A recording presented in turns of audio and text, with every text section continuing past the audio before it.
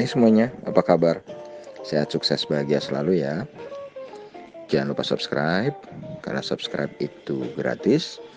Dan bagikan channel ini agar kami dapat lebih berkembang dalam memberikan Anda berbagai informasi dan insight yang bermanfaat tentunya. Bagi Anda yang selama ini telah mendukung kami dengan mensubscribe dan membagikan channel ini, kami ucapkan terima kasih dari lubuk hati yang paling dalam. Kami doakan Anda selalu mendapatkan kesehatan, rezeki, dan kebahagiaan yang berlimpah. Mari kita mulai sebuah insight tentang sebuah perusahaan yang bernama Trisula Textile Industries Tbk, atau kode sahamnya BELL atau BEL. Oke. Trisula Textile Industries Tbk atau BEL didirikan tanggal 11 Januari 1971. Jadi sudah cukup lama.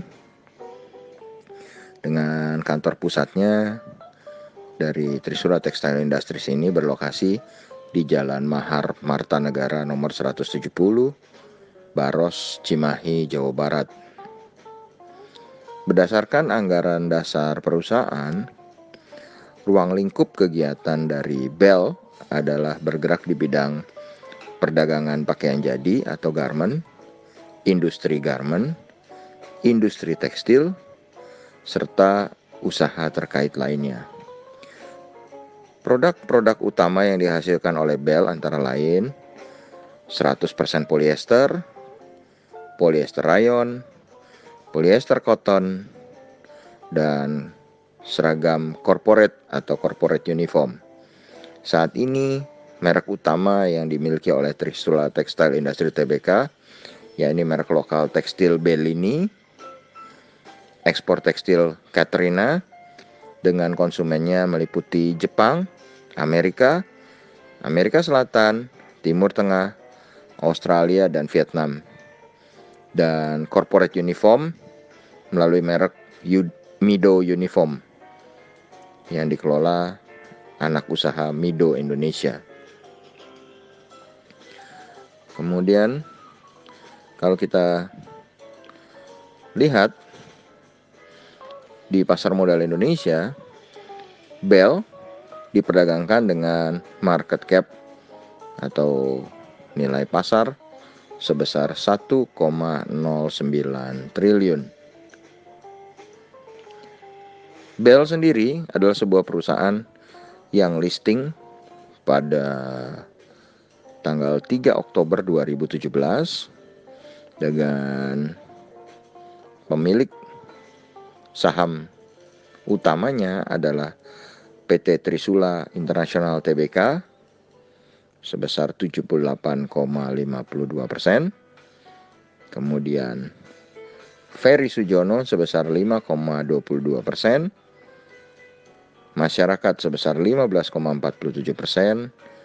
Dan PT Trisula Insantiara sebesar 0,79%. Komisaris utama dari BEL ini dijabat oleh Bapak Lim Kwang Tak, dengan direktur utama adalah Karsono Wongso Jaya.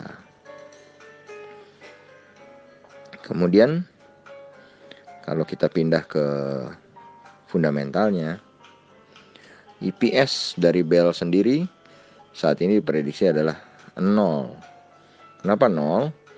Karena memang di kuartal kedua BEL mencatat EPS yang negatif, yang disebabkan ya kita semua tahu dengan adanya COVID-19 ini, pabrik besar seperti BEL yang padat karya pun pasti terpukul karena operasinya tidak berjalan dengan semestinya. Kemudian kalau kita lihat, BEL sendiri memiliki sales sebesar 301 miliar dengan aset 655,21 miliar rupiah, liability 376,58 miliar, dengan equity sebesar 242,83 miliar rupiah, dengan keuntungan bersih sebesar 301,23 juta. Lalu kalau kita lihat book value per share-nya adalah 33. Jadi kalau kita lihat price to book value ratio-nya adalah 4,58 kali dengan PER-nya 0.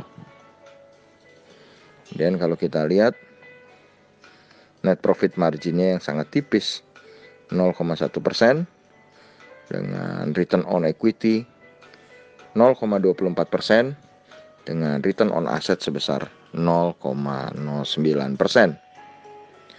Debt equity ratio sebesar 155,08%.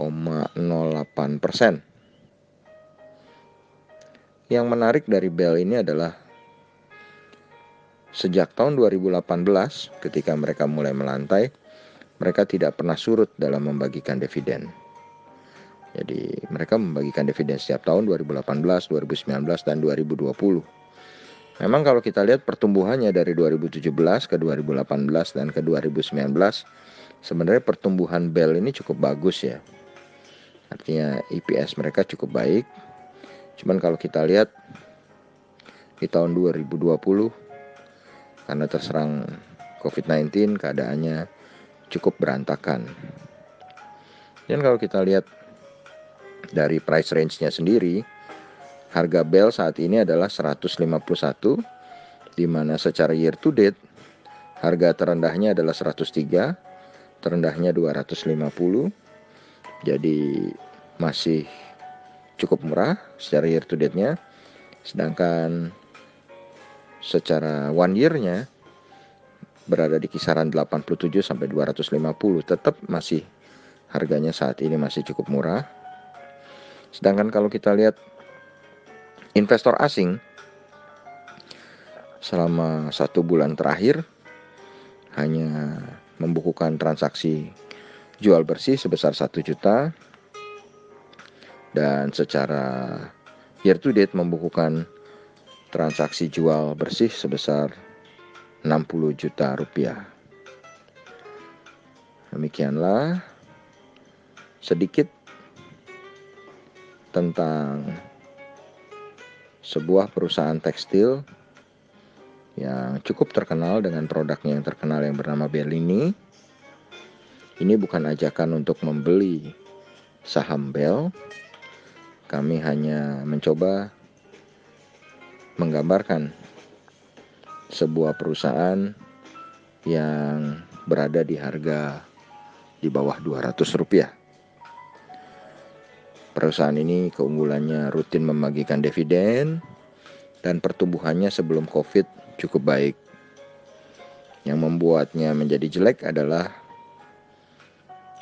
valuasinya, di mana PBV-nya cukup besar, 4,58 kali, dan margin keuntungannya atau profitability-nya yang kecil karena memang terhantam oleh COVID-19 dan debt equity ratio atau rasio hutangnya yang besar.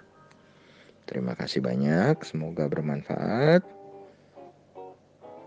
Tetap sehat, tetap semangat, maju terus dalam mencapai profit maksimal di pasar modal Indonesia. Dan jangan lupa untuk selalu berusaha bahagia.